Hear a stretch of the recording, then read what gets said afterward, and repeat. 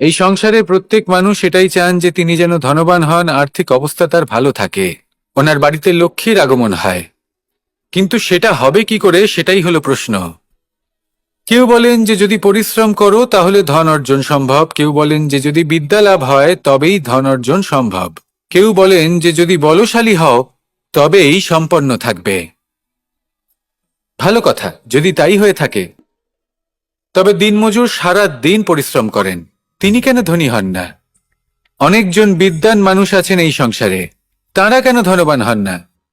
অনেক সংখ্যক বলশালী ব্যক্তি আছেন, তাদের কাছে ধন নেই কেন? তাদের কেন ধনের অভাব হয়?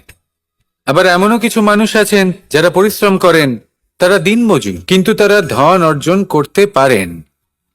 কিছু বিদ্বান ব্যক্তি আছেন যাদের কাছে অধিক মাত্রায় ধন রয়েছে। কয়েকজন বলশালী ব্যক্তি রয়েছেন যাদের কাছে ধনের কোনো অভাব নেই। এমন কেন হয় কিছু মানুষ এটা অর্জন করতে পারেন কিন্তু সবাই নয়? এমন কেন হয়? কারণ লক্ষ্মীকে নিজের গৃহে আমন্ত্রণ করার জন্য সবথেকে বেশি গুরুত্বপূর্ণ বিষয় হলো আপনার কর্ম।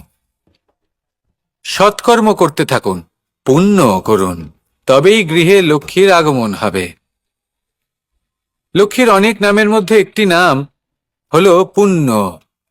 তাহলে আগে এই পুণ্য অর্জন করুন, তবেই আপনি ধন অর্জন করতে পারবেন, তবেই লক্ষ্মী আপনার গৃহে আগমন করবে। আসুন আমার সাথে ভালোবেসে বলুন, রাধা রাধা।